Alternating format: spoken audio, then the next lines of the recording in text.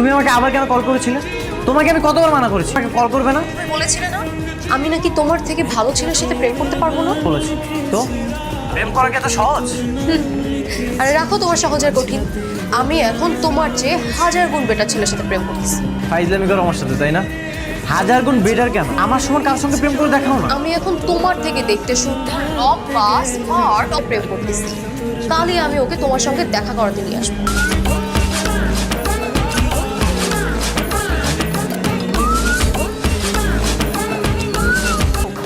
তোমার থেকে 1000 গুণ বেটার আমার বয়ফ্রেন্ড। নিজের চোখেই দেখে নাও।